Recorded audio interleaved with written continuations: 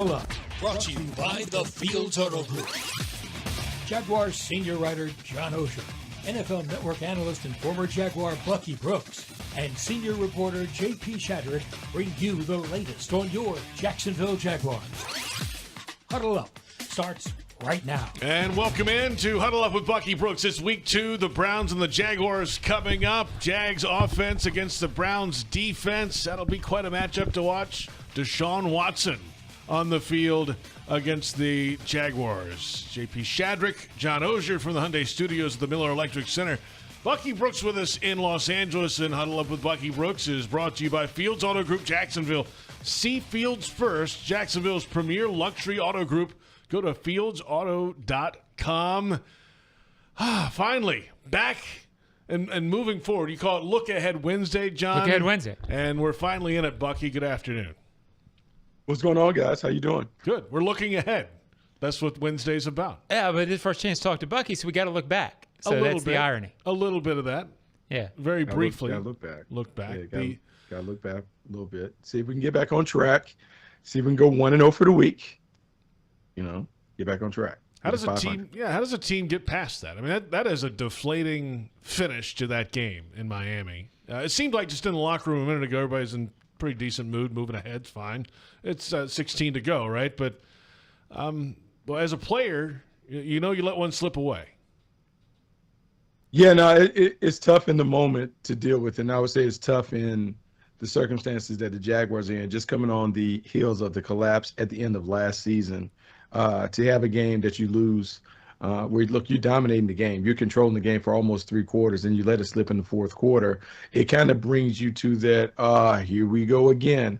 And when everything around town is going to kind of go back to whatever last year was, look, you got to be really mentally tough to kind of deal with blocking out the noise and just focus on the next task at hand. And knowing there's no such thing as carryover in this league. Just because you lose in week 1 has no bearing on what happens in week 2. And so you just got to get to work, focus on the preparation and the practice part of it, and hope that you perform at a really high level on Sunday. Yeah, one thing that Bucky said that resonates is momentum. How many times have you watched a game and feel like a team had momentum going into a game, and then 5 minutes in, you can't even remember what happened the previous week? So that's a very real thing. Momentum's the next week's kickoff. But, it did seem deflating. The concerning feeling, I guess, is that once the Tyreek Hill touchdown happened, maybe it's the old cynic writer in me, it just sort of took on this feeling of inevitability of, like, each time before that when the Jaguars got the ball and scored, you thought, okay, this is what they are. Once that happened and they just couldn't move, it just felt like the Dolphins were going to win it on a late kick. It felt that. So how do you get out of that? I think this week's game, the Cleveland game, is really big because to me, it's a home game against a team that is still finding itself. Even though it's the same head coach, it's a new offense. It's a new scheme. It's a new approach. To me, this is a game that good teams that contend every season sometimes drop an opener. But, boy, they usually come out and look good in that week too. So I don't want to call it a must-win, but what's the next thing? If must-win is 1, what's 1A? You need this game. Yeah, I mean, and I hate statement game and all that, but I do feel like there's some games where I go into it watching the Jaguars or every team I'm covering thinking, okay, it's a game. This one, I think, tells you something about this team, how they respond. Yeah, I think the response is everything. And let's be honest, I don't know how many people really expected the Jaguars to go into Miami and knock them off. But I did get a sense that as I'm on the sideline watching the game and feeling this team gain more confidence as they're really dominating the game, I was saying to myself, like, man, they finished this off. This is going to be a great start to the season. Could have been a tone setter. Yep. Yeah, it's going to kind of create some positive vibes around the team and city where you're going to be like, hey, maybe this team does have a chance to be one of those teams that we always talk about. But even in that, I think what's really important, and it's really important for the coaching staff to do, is to really harp on the positives. Because in spite of all the little stuff that turned, like that 14-point swing, they still held the Dolphins to 20 points. They gave up 3 plays that accounted for over 180 yards. But outside of that, they didn't really let the Dolphins get out. And I'm going to tell you, this offense is kind of a trick 'em, fool 'em offense with a bunch of screens and swings and deep shots. But they did a really good job keeping the ball in front. I think the bigger thing is you got to challenge the offense to finish the game. They should have been able to finish the game in the fourth quarter. And to his credit, I know a lot of people didn't like the 4th down gamble. I felt like Doug was looking for a spark to give the offense confidence again. Like, hey, guys, y'all been moving the ball up and down the field the entire game.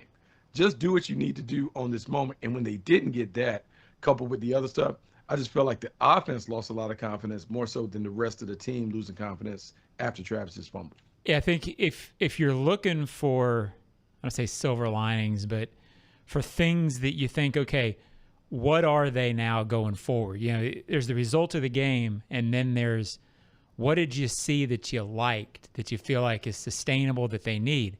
And, you know, the offensive line, I thought, and it's going to sound silly, played well until it didn't, right? Like for 3 quarters, Sure. If you had told me going into that game or at any point last season, you probably felt better for 3 quarters about this team's ability to dictate offensively for 3 quarters in that game than you ever did last season. You know, they're reeling off runs. You're getting 7 or 8 yard chunks, putting yourself in good down and distance situations multiple times. They begged for that last year. Never happened. You held a decent running team. You really felt like they controlled the running game on defense. Again, something that was an off-season thing. We need to get stouter up front, right? Well, there were signs that foundation or those 2 foundations were being built until the last quarter. Yeah. So if they win a couple, then I think you'll look back on that Dolphins game and say, hey, yeah, we could see those things developing.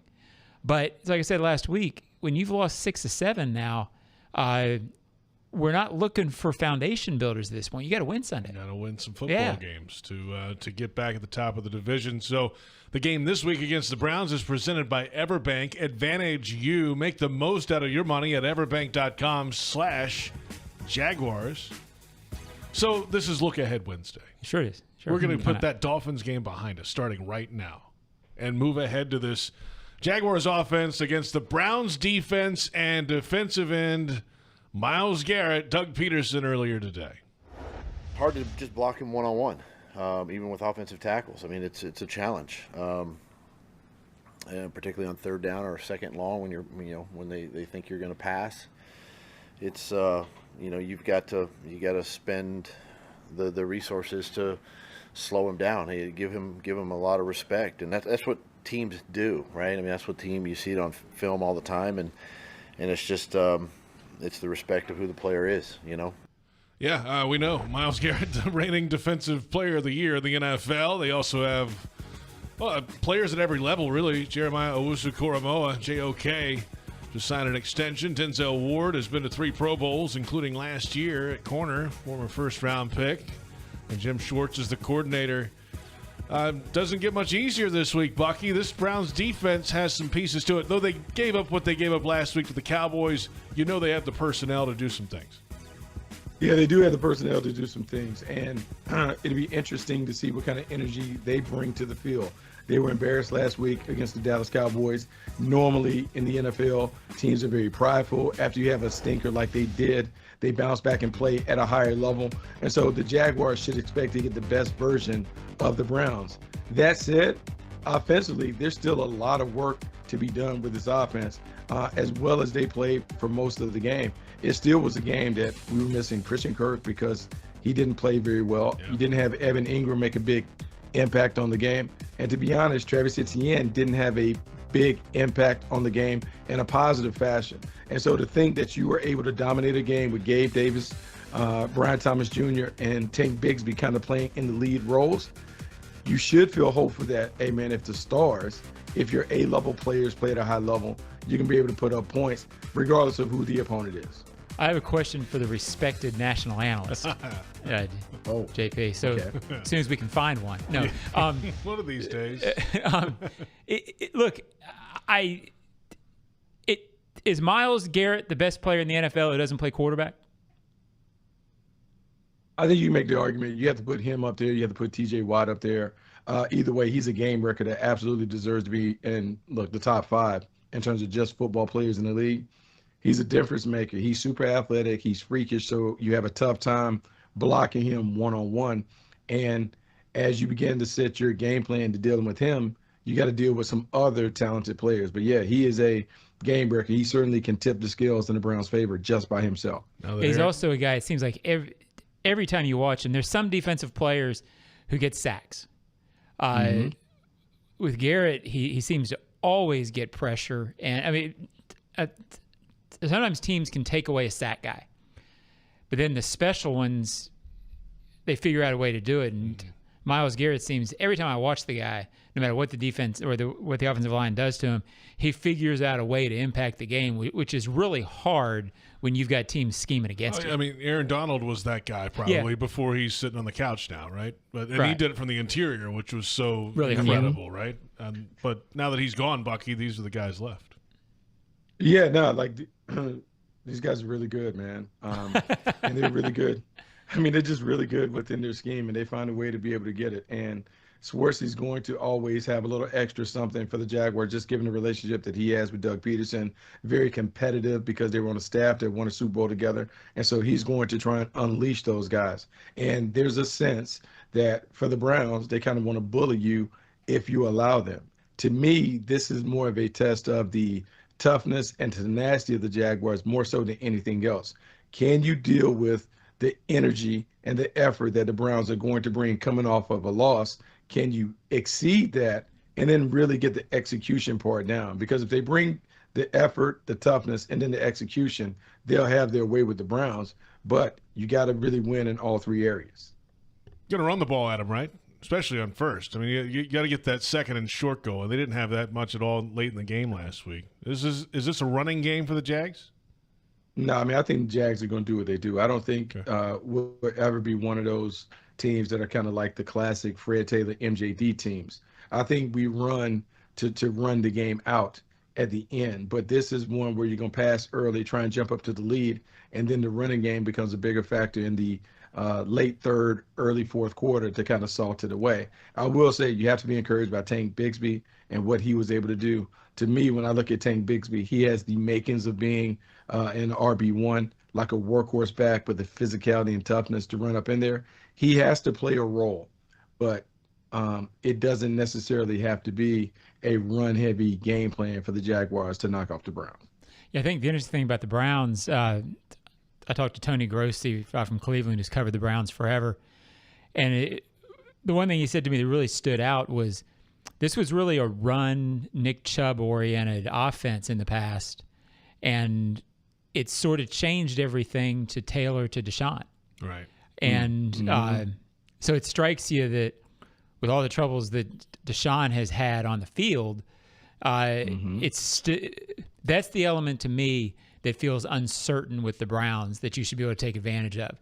It's clearly still an offense trying to find itself. And we'll come back in a moment, and we will hear about Deshaun Watson. Is he still the Deshaun Watson of old? We'll hear from Doug Peterson when we come back. Are you Duval enough to become the Jaguars Fan of the Year in 2024 and earn a trip to Super Bowl 59 in New Orleans? Visit NFL.com/Fan of the Year and nominate someone today. It's Huddle Up with Bucky Brooks.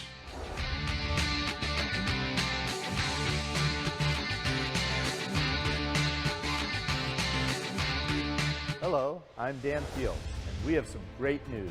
Fields has the vehicle you want, in stock, priced right, and ready for delivery. Fields Auto Group is Jacksonville's luxury automotive destination for Cadillac, Jaguar, Land Rover, Lexus, Mercedes-Benz, and Porsche. Inventory is back and available for immediate delivery. And every Fields customer can take advantage of our Fields Amenities program with complimentary loaners, car washes, and our cafes. You deserve the best. Stop by today or go to fieldsauto.com. The kick is up. It's good! Score winning sub deals this Jaguar season at Firehouse Subs. Receive 50% off on any sub when the Jaguars kick a field goal of 40 yards or more. It's a bold deal for the bold city. Download the Firehouse Subs app for offer details. Redeemable only at participating Jacksonville and Orlando area restaurants. Only available in the Firehouse Subs app. Hey Jaguars fans, as the official whiskey sponsor of the NFL, it's not kickoff without the generous spirit of Crown Royal. And that's why they've built the Crown Royal Rig.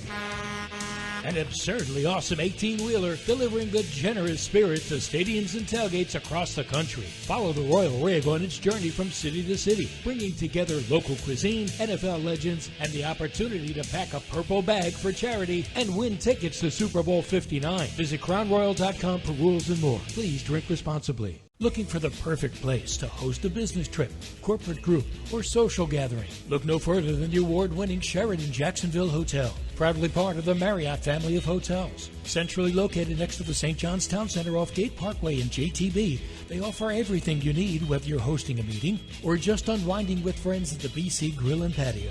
Discover comfort and convenience like never before. Search Sheraton Jacksonville or call 904-564-4772 today.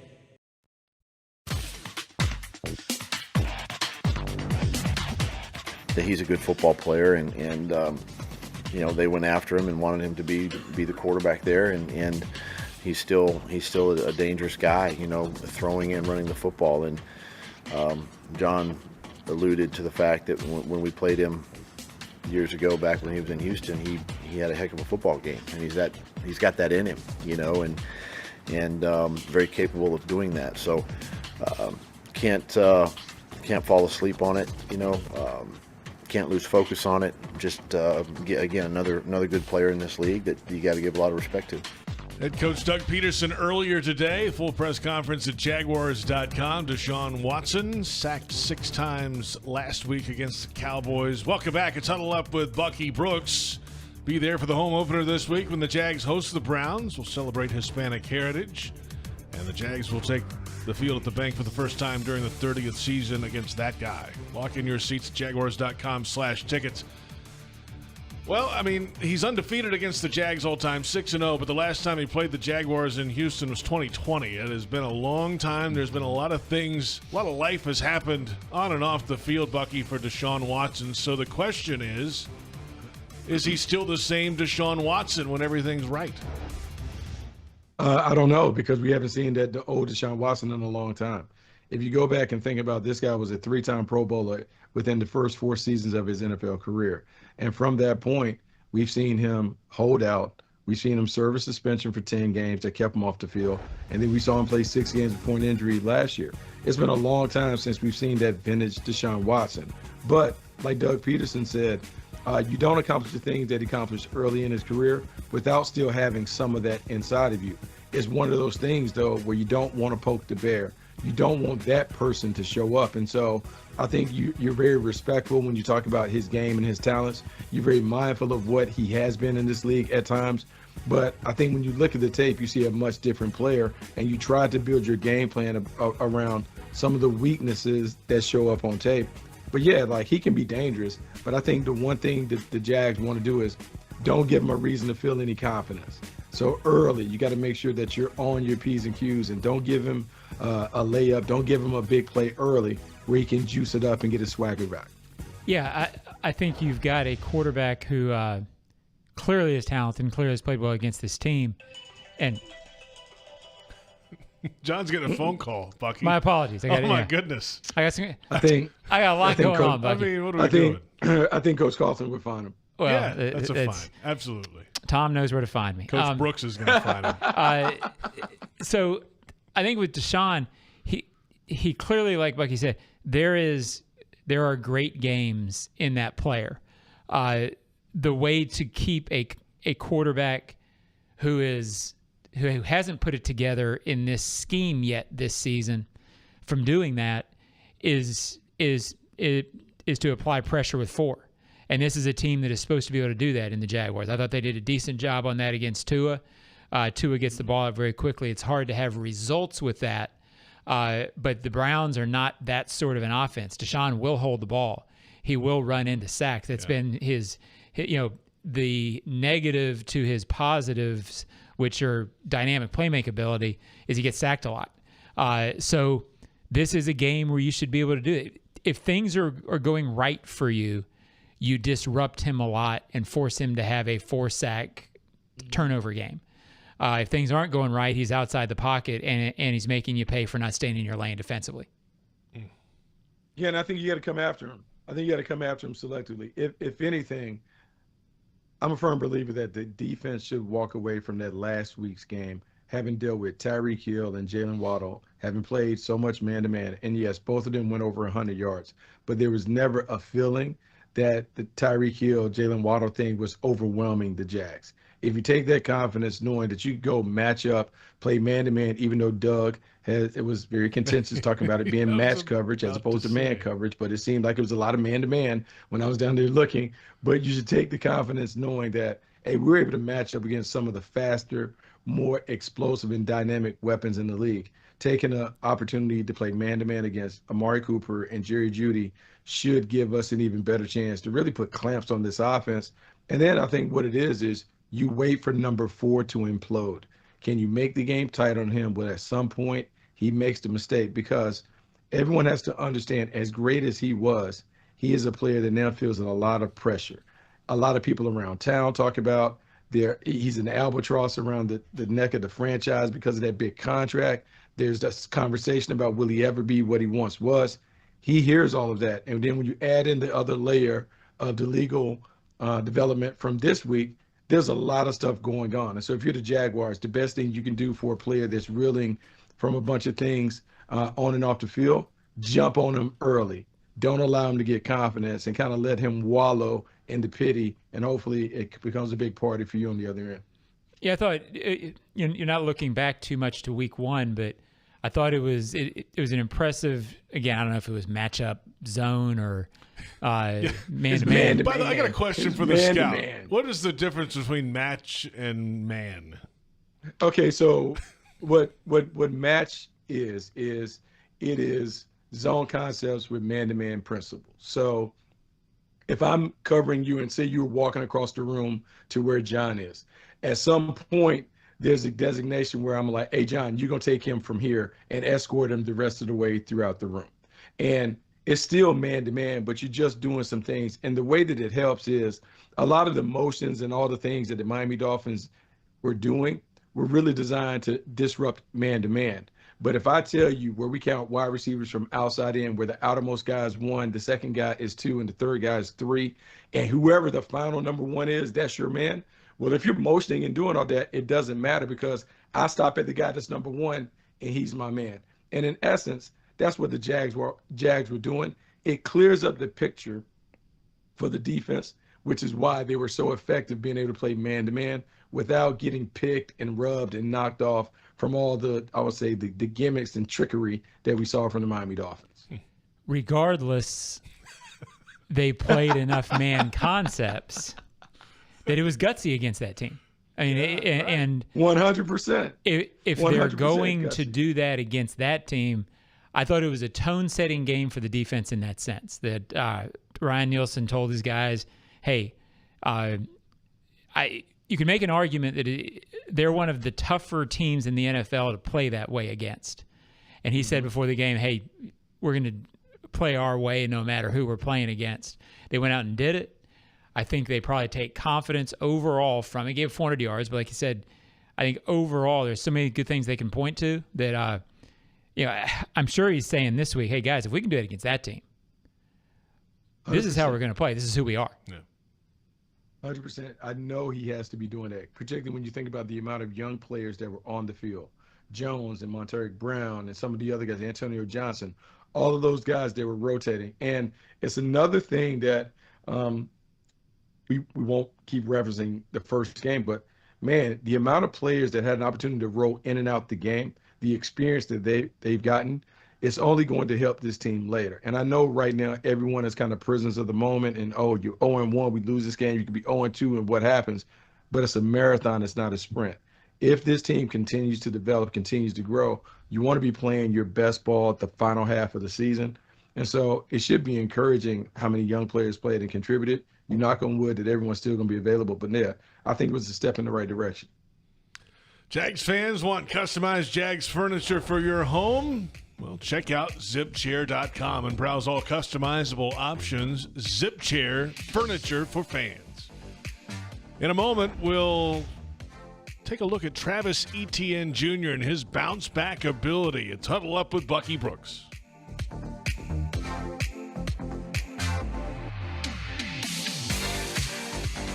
Hello, I'm Dan Fields, and we have some great news.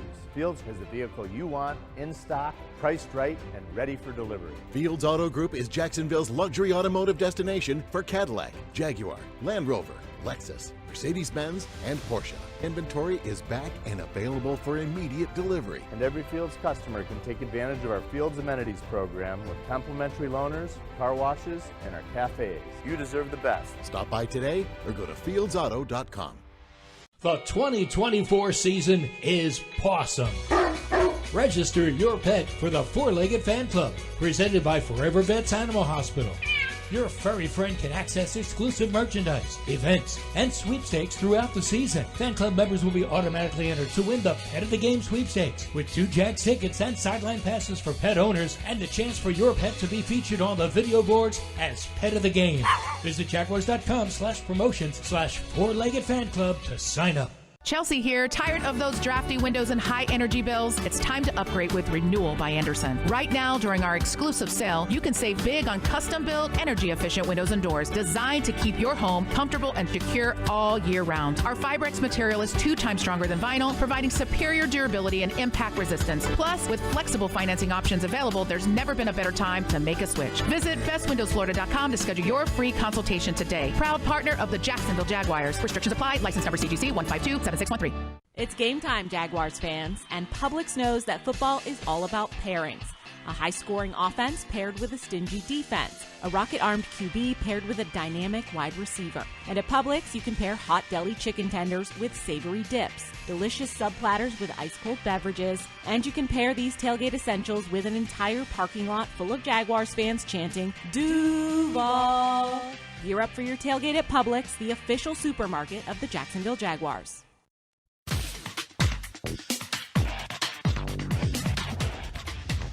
That's this league. It happens. I mean, it sucks, and you want to do everything you can to not let it happen. And 100%, we should have won the game. Self-inflicted things. That's why we lost, and we gave it away in our opinion. But we know that, and you can't do that in this league. And that's where credit Miami. They made the plays, so you can't ever take anything away from another team because we've been in that same position where we've won games like that. So we know where we're at. You know, it's week 1. Of course, every game's important, so we don't take it lightly. But we also understand it is a long season, and we have a lot of confidence in our team and the group we have. It's quarterback Trevor Lawrence. He was at the podium today. The full press conference at Jaguars.com and Jaguars YouTube. And welcome back to Huddle Up with Bucky Brooks, JP Shadrick with John Oehser. We're at the Miller Electric Center, the Hyundai Studios in Jacksonville. Bucky Brooks out in Los Angeles. Well, the Jaguars, obviously the game last week turned on the Travis Etienne Jr. fumble inside the 2-yard line after a lengthy drive, had a chance to go up 3 scores. Doug Peterson at the podium earlier today asked about the bounce-back ability of the Jags running back.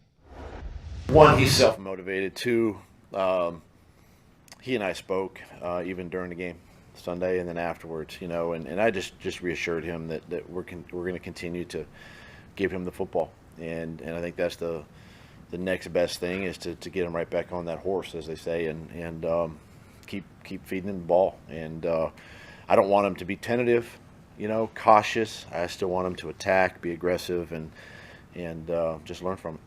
And Travis was really good in the locker room today, right, John. Yeah, he was candid in the sense that somebody asked him, did it take you a little longer? And he said, yeah, it was closer to the 48-hour rule than the 24-hour rule for him. Because, and he's an honest kid. Every time I've ever talked to him for more than a few minutes, he's very willing to tell you how he really feels about stuff. It hurt, and he knew his play. I think more than I've kind of been guilty of the last couple of days. More than Travis losing the game, which I don't think he did, he missed a chance to clinch the game, right? So, because there were plenty of chances for them to go and still take over the game. They had the lead after all the big flurry happened. Right. So, but he knows, hey, if I hold the ball, sort of like the Myles Jack play, right? If the Myles Jack play happened, it's awfully hard to overcome that.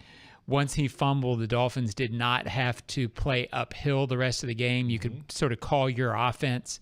But he handled it well, and I think the key here, JP, we all covered this team in 22 when it was hard to argue that Travis didn't have a fumbling issue. He had a few fumbles at key times. In 23, he never fumbled. He didn't lose one. And the play the other day, it looked to me like he was conscious of getting his hand over and trying to do it. And Holland made a heck of a play. Gotta give him credit. I'm not sure that two hands on the ball keeps you from fumbling in that situation because he nailed the ball. It was a full punch. So I watched a lot of football over the years, a lot of great running backs who, quote, don't fumble. Every back I've ever covered has fumbled. So I think this was Travis's, unfortunate moment of the year. I don't think it'll stick with him. No, I don't think it'll stick with him because I think he's going to be very intentional about making sure that he kind of, as you guys said, jumps back on the horse. And I think he has the full support of his coach and Doug Peterson, and they're going to make sure that he understands that he's the number one option in the backfield. He's going to run the football. He's going to get every opportunity to make big plays. They're going to entrust him in that situation again, and you hope that he's able to move forward. I do believe, though, that there's going to be a conversation about Tank Bigsby continuing to take more carries as this goes from being Travis Etienne as the lead runner to maybe a shared situation where they split the load, because I think the contrasting styles was so effective that you want to make sure that you get Tank Bigsby enough opportunity to impact the game with his physical running style as you're still trying to retain the physicality on your offense while also being able to be explosive and dynamic using the passing game. Yeah. Bucky, guess what? I'm not a coach. So you are a coach. And I look at this and think this is going to be a real challenge. I'm not saying it can't be done, but it's going to be a real challenge trying to figure out how to balance their carries for this reason. Travis, to me, is a guy, I haven't watched him for a couple of years. I think he's a terrific NFL player. But it also seems like he's the guy who's going to get 2, 3, 2, and then a burst. And he sort of needs the carries to get that burst opportunity. But I agree with you. Tank needs the ball. How tricky is that, trying to figure out who the, quote, hot hand is, and then you have one series that goes quicker than you want and you're 3 and out? I think this could be a tough thing for the coaches to get to. Yeah, it could be a tough thing, and I think it's going to take full transparency and a lot of conversations with Doug Peterson, Press Taylor, and the running back room. But if you say, hey, we're going to go with a hot hand, and both guys are given 12 carries, and one guy has 73 and the other guy has 40, I mean, I think it's pretty obvious when you look at the numbers. A competitive situation would be good because these guys, look, it's not going to be adversarial. It's about doing the best for the team. But when you're Travis Etienne and you look around and you see the backup, Tank Bigsby, having success and going in, it can make you get out of character because you understand how it's been going and how Doug Peterson wants to favor the hot hand. So Travis just has to make sure he keeps all of that stuff kind of in perspective, focus on the main thing, which is being a really good contributing player out of the backfield as a runner and receiver. And then however the backfield carries are divvied up, they can be divvied up like that based on the talent that Bigsby brings to the field and what Travis brings to the field as a playmaker. But there's room for both of these guys to be big parts of the offensive puzzle. And there was at least one snap where they were both on the field when Tank was in the fullback spot on the offset eye and got the handoff and was hitting the backfield because the right side of the line got penetrated there. But, I mean, there's that little wrinkle in the offense, too, if you have them both out there. But you don't want it out there all the time because that kind of gives away what you're doing. A little bit, and I think that's hard to do. And I know if we asked Tank Bigsby, hey, man, would you mind playing a little fullback? He would say, no. And he would say, I'll just wait on the sideline until I can rotate in. But it's nice to have multiple running backs that can do it. And as I look at Tank Bigsby continue to follow up on the momentum that he created during the preseason, you feel really good about that part of it. But I'm going to say this. Somebody, not only in the backfield, but somebody up front, they have to find a way to win these third and short yardage, these third and fourth and short conversions. They got to win these scenarios because that's really what is plaguing the team, the inability to be able to get those hard yards because it prevents you from sustaining these drives, which would eventually wear out the Miami Dolphins and other teams in the fourth quarter. Yeah, it's why you only got, 50 plays, 53 plays. That's right. And that I think Tank's going to need to prove a little bit effective in the passing game. Young players, Travis is really good at that. Young players, sometimes young runners, take a while to get adapted pass blocking out of the backfield. You don't want to have Tank in a situation where every time he's in, I think he had 17 plays the other day, 12 runs. Mm-hmm. You can't lean too far in that because I'm sure it's what the Browns are looking at right now. Hey, when Tank's in the game, they're going to run. So I think that will be interesting to watch as well. How well versed he gets in the passing offense compared to Travis. All right, guys, let's come back. We will get our final thoughts ahead of this Week 2 matchup, the Cleveland Browns and the Jacksonville Jaguars coming up, and it's Huddle Up with Bucky Brooks.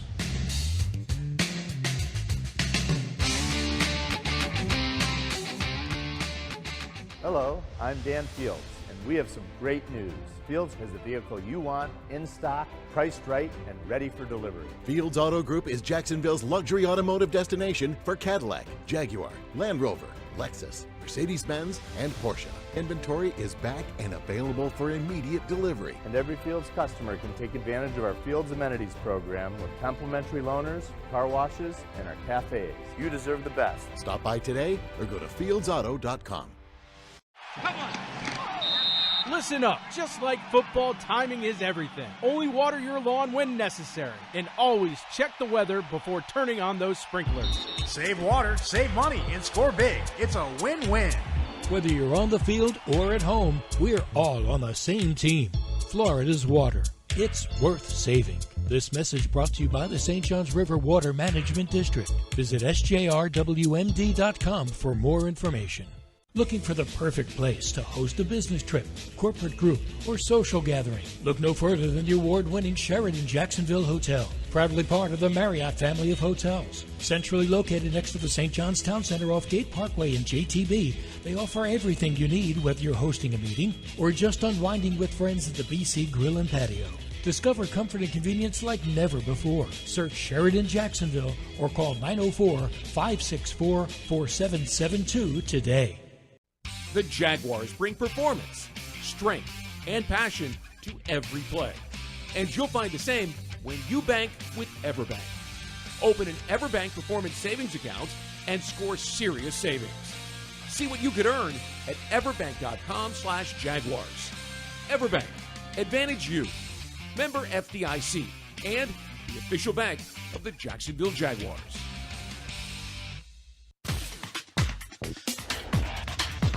Well, the mistakes that we made, the subtle things, the communication issues offensively, even some of the communication things defensively. Have we corrected those, right? And we won't know again until we get out on the practice field on Sunday. So those are the things that, and then ball security. We got to create takeaways and we got to take care of the football. And I think if we do that, it definitely helps your chances.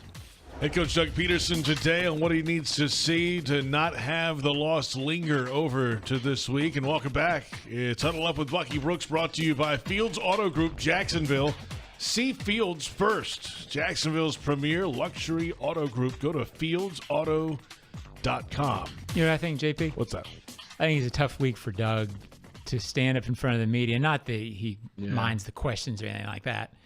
But the reality is, they played good enough to win for the most part. They played well. I don't think it's rocket science. They had a 10-point lead. They did everything to get a 24-7 lead, and it kind of went off the rails a little bit. But all you can really say is, look, we have to execute at those moments. I don't know that there's that much more to get into. So I think that's why he's been a little in the question, sort of like a feeling, what do you want me to say? Like Monday, right? Yeah. Like so yep. he looks at it and said, it was right there. There's not that much more they could have done. He got questioned about the running too much in the second half.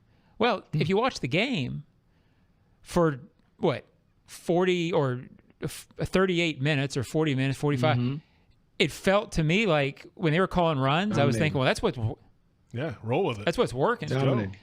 Last year, had he thrown 3 incomplete passes on the series after the fumble, had they thrown 3 incomplete passes, it would have been, why didn't they run? The run was working. So it's the old thing, Bucky. Whatever play call works is the right call, and it really felt like that in the second half.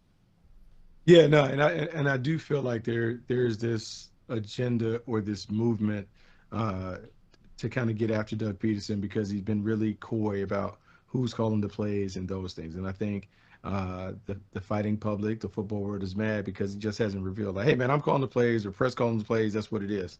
And the offense, for the most part, played really, really well. But I think there's a stretch where when they needed to have it, they couldn't get it done. They couldn't convert a 4th down when they needed to get it on their own end. They couldn't, after the Dolphins tied it up, they couldn't find a way to move the ball down the field. Those are the things that kind of stand out. Yeah, they got to clean up some more of the 3rd down stuff, 3rd and long, and they'll get better with more experience. But I just feel like there's this cloud hanging over the franchise and over Doug Peterson because of last year's stuff. And he can't fix last year. He can only move forward. And so he and the coaches and the players, they got to be locked in because everyone around them is so negative that if they begin to take that in, it will come out in the way that they play because they're trying to prove to the football world that they can do it as opposed to just playing the game that's out there in front of them. All right, guys, looking ahead to Sunday, it's been raining so much the last 2 weeks, it feels like animals are lining up 2 by 2 outside, Bucky, but the forecast Sunday is cloudy and 84, so no rain in the forecast at the moment. Cloudy and 84. Now, before we even get to talking about whatever, like I'm more so worried about what do I pack? Do I need to bring my rain gear? Is it going to be uncomfortable? Hey, Bucky, you probably need to bring the rain gear. That's a good idea. Yeah. There will probably be one little spot shining right on Bucky. Right. I mean, is it going to flash, and then it's going to be super muggy and hot? Look, I think this is a get-right game, and I do believe when Ryan Nielsen, those guys talk about it's all about us, this game in particular is really all about the Jaguars. Doug Peterson referenced it. It was a game week 1 that was more lost than won, and so they got to take the lessons from that loss and really put them into practice. If you're coaching, you want to see really good execution. You want to see them take care of the ball on offense and take it away on defense. You want to make sure that you eliminate the pre-snap penalties and foolish penalties and then the blown assignments. Just don't give away big plays because you don't line up right. If they do those things and make the opponent drive the length of the field and beat them without giving them stuff, they'll walk out with a win. But it's been a long time since we've seen the Jaguars execute that kind of plan to a T because we always talk about it every week. Don't beat yourselves, yada, yada, yada. But then we come back next Wednesday and we talk about a bunch of issues. So they have to fix this. It's on the players to kind of figure out a way to learn how to play winning football. Yeah, you're not going to see a game that's more, indicative of the old, well, if you don't turn the ball over or if you win turnover margin, you win the game. Yeah, I mean, if the Jaguars win turnover margin the other day, they win the game. So that really was as simple as that. And I said at the top of the show, to me, week 1's weird in the NFL. But after a couple of weeks, week 2 to me is when good teams come out and they show what they are. And they start showing what they are, especially if you've lost week 1. And this is a case where both teams lost week 1. So desperation factor, I used to love picking 0-1 team against 1-0 team when I was making picks for the paper because desperation factor in the NFL, you can get rich on that. I mean, a lot of times played out unless the other team is so much better. But you don't have that this week. So both these teams are desperate, but the home team, the one with the good defensive front, the one with you hope is the better quarterback in Trevor Lawrence, it's what he's supposed to be at this point, you hope the Jaguars come out and flex. Flex on him. I like that. You need to. They need to find a way to get it done. Yeah, I mean, you're right. If they're what they think they are, they do that. Yeah. They need to get it done, and this is going to be a test of their maturity and their emotional control. Can they line up and just take care of business against a team that many think is going to be one of those last teams standing in the end? But they got to take care of business because it's not going to get any easier. I mean, particularly when you go to Buffalo on week 3. So you got to get it this week so you can get back on track and then have some positive momentum going into Buffalo. Thought it was noisy this week. Just wait if that L comes along this week. It will be noisy before Monday Night Football. Got to get it done, Bucky. We will talk to you a little later in the week. Appreciate it. Man, thanks for having me, guys. Should be a lot of fun. I think so. That's Bucky Brooks, Jaguars sideline analyst. That's John Oehser. I'm JP Shadrick. Our thanks to our entire crew at Jaguars.com. And thank you for watching Huddle Up with Bucky Brooks.